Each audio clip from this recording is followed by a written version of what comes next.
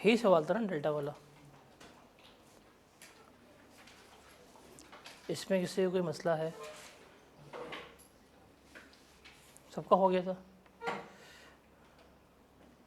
यही वैल्यूज़ आई थी आपकी एसओटी कॉस्ट।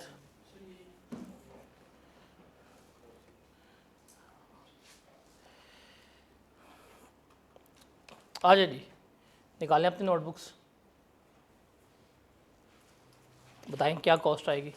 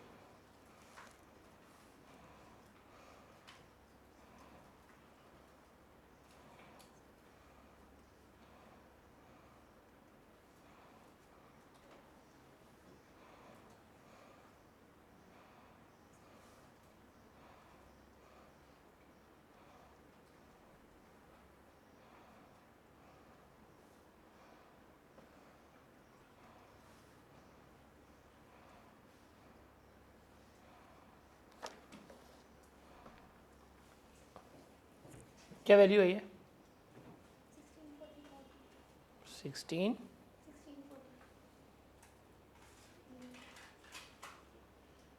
16,400।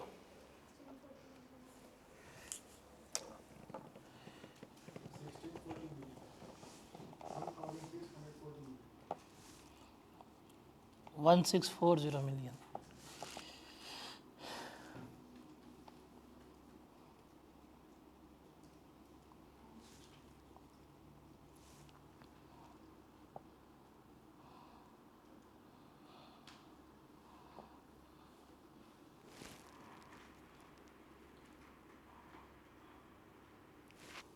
क्या आंसर है?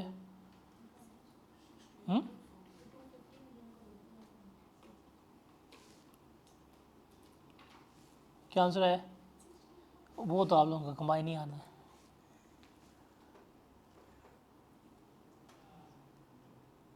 अभी क्या आंसर है? 139 टेट्रा ज़ीरो। अजीबो अमीर से आंसर आ रहे हैं। अच्छा देखते हैं। Calculate the cost of plant on it's initial recognition. Alex Limited has purchased a large item of a plant. The following costs were incurred. List price of the plant है that is 1 million। मुझसे ऊपर rupees in thousand given है, तो इसका मतलब है 1000 million जो है इसकी वैल्यू बनती है। ट्रेड डिस्काउंट कितना है? 50,000 का। डिलीवरी कॉस्ट 1,00,000 की है। इंस्टॉलेशन कॉस्ट 1,25,000 की है। कॉस्ट ऑफ साइट प्रिपरेशन 2,00,000 की है। आर्किटेक्ट फ़ी 15,000 की है। एडमिनिस्ट्रेशन एक्सपेंसेस कितने हैं?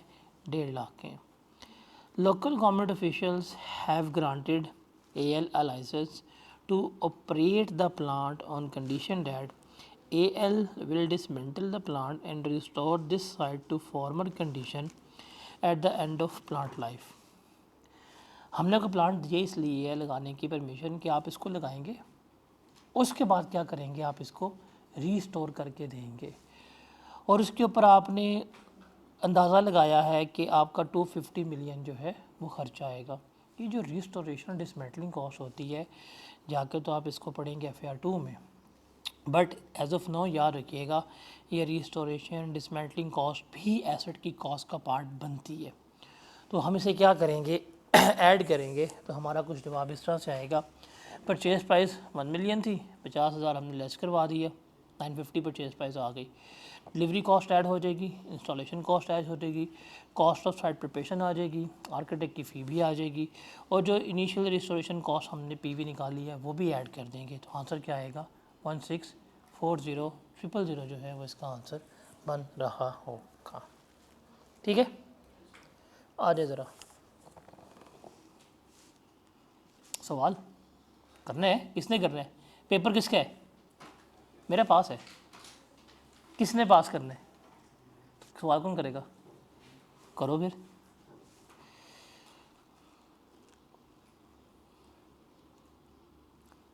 इसमें डिस्पोजल को बस इग्नोर कर दीजिएगा, बाकी सवाल करें, स्टार्ट करें, निकालें जल्दी जल्दी जल्दी। You have 10 minutes. मैंने पूरे सेशन में सवाल तो आपसे करवाने हैं, मुझे तो आते ही नहीं है।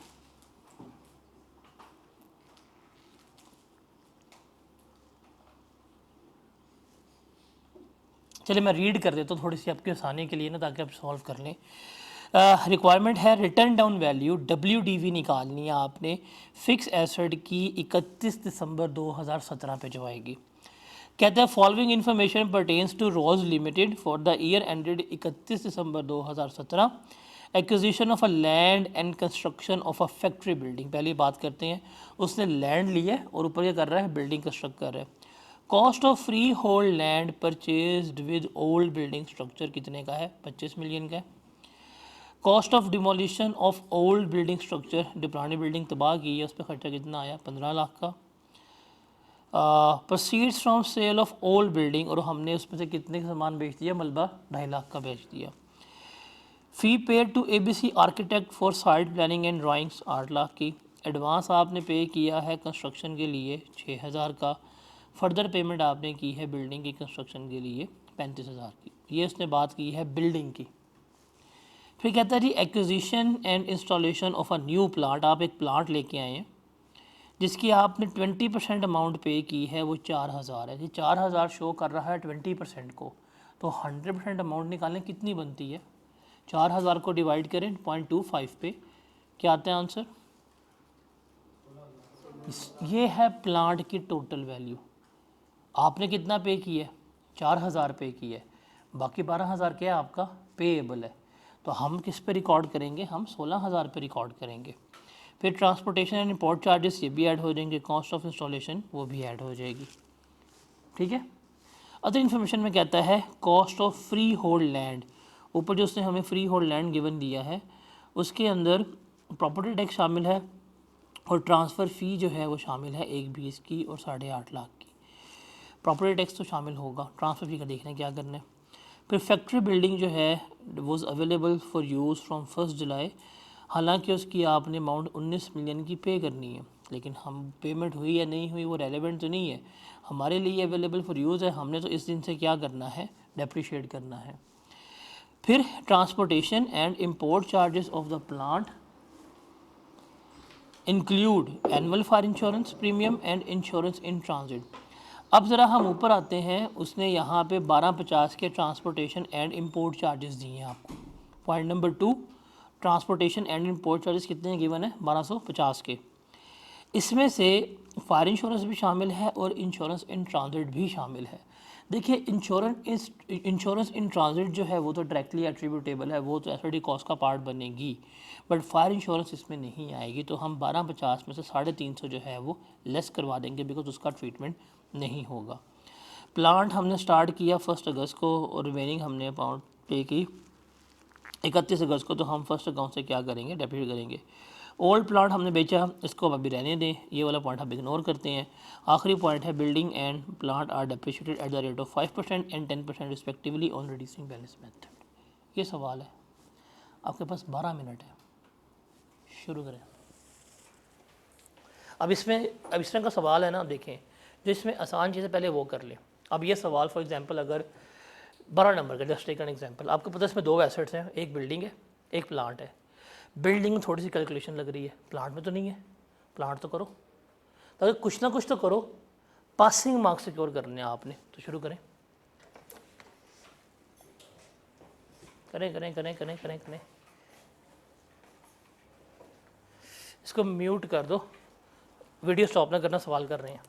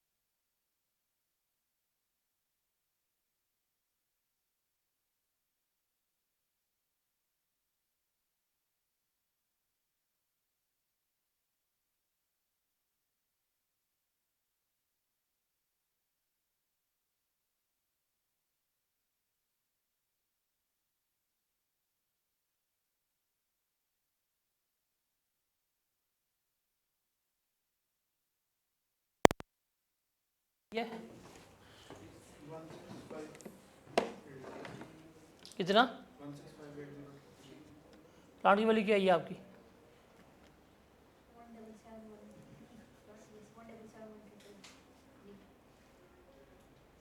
प्लांट की वैल्यू हाँ 17300 कितनी है ये प्लांट की?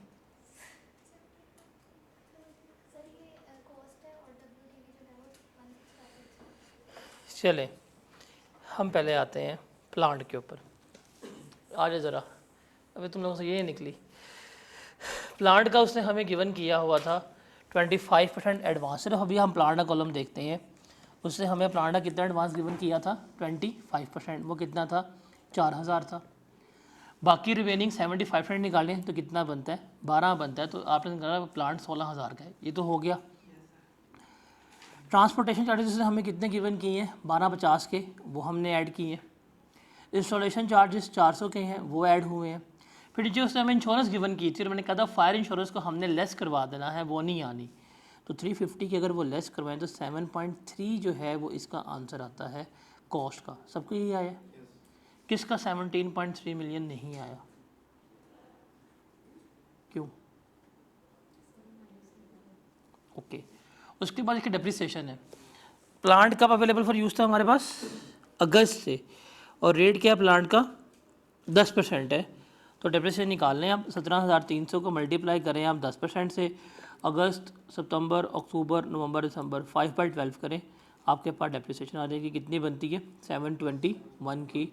आप कैरिंग वैल्यू कितनी आएगी? 1659 की जो है वो कैरिंग वैल्यू जो है वो आ रही होगी। ठीक है ये। उसके बाद आते हैं हम किसके ऊपर? लैंड की।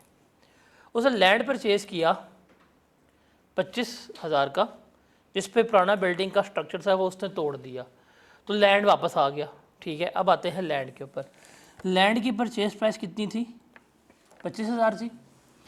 आपने जो डिस्पोज की ओल्ड बिल्डिंग, वो कितने की? 1500 की। और 2.5 लाख का क्या मिल गया? स्क्रैप के पैसे ही मिल गए। तो नेट कॉस्ट कितनी आई आपकी? 1250 की नेट कॉस्ट जो है वो आपकी आई।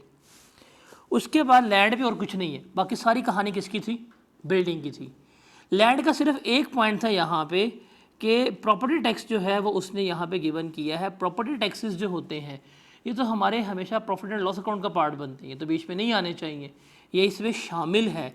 कितना था? 120 का। वो हम क्या करवाएंगे? वो हम यहाँ पर लेस करवा देंगे। तो आपका जो लैंड है वो 26,130 का आएगा। और हमें पता है लैंड को हम डेप्रिशिएट भी नहीं करते। ये क्लियर है? फिर हम आते हैं बिल्डिंग का। बिल्डिंग का आपने आर्किटेक्ट को पे किया कितना? 800 का। फिर आपने एडवांस पे किया 6,000 का। और फिर आपने फर्दर पे किया 35,000 का। तो 800 आपने आर्किटेक्ट को पे किया, एडवांस 6 का, फर्दर आपने कितना पे किया? 35,000 जो है वो पे किया। ऐसे ही है। उसके बाद अगर हम आते हैं बिल्डिंग पे, और तो कुछ भी नहीं था। उसने एंड पे जाकर कहीं यहाँ पे कहा था ये फैक्ट्री बिल्डिंग जो है 1 जुलाई से अवेलेबल फॉर यूज़ थी, लेकिन उसकी फाइनल इनवॉइस 19 मिलियन की अभी भी पेएबल है। तो ये भी तो ऐड होनी चाहिए। तो ये जो है हम इसको भी क्या कर देंगे? अनपेड अमाउंट को ऐड कर देंगे। तो आपका बिल्डिंग कितने की आएगी? 60,800 की आएगी। अब बिल्डिंग जुलाई से अवेलेबल थी और बिल्डिंग का रेट कितना है? 5% है। तो डेप्रिशिएट करेंगे जुलाई, अगस्त, सितंबर, अक्टूबर, नवंबर, दिसंबर, 6 मंथ्स की हम डेप्रिसिएशन चार्ज करेंगे 15-20 के हिसाब से। तो आपके पास बिल्डिंग की भी WDV आ जाएगी, दैट इज़ 59280। ये सवाल था सिर्फ, और पता नहीं क्या किस कन्फ्यूजन में कहाँ पे गलती कर रहे थे। कहाँ पे गलती कर रहे थे? आर्किटेक्ट की फीस तो डायरेक्टली एट्रीब्यूटेबल होती है। अगर ये बिल्डिंग ना बनती, क्या आता आर्किटेक्ट? आता तो ऐड होगी।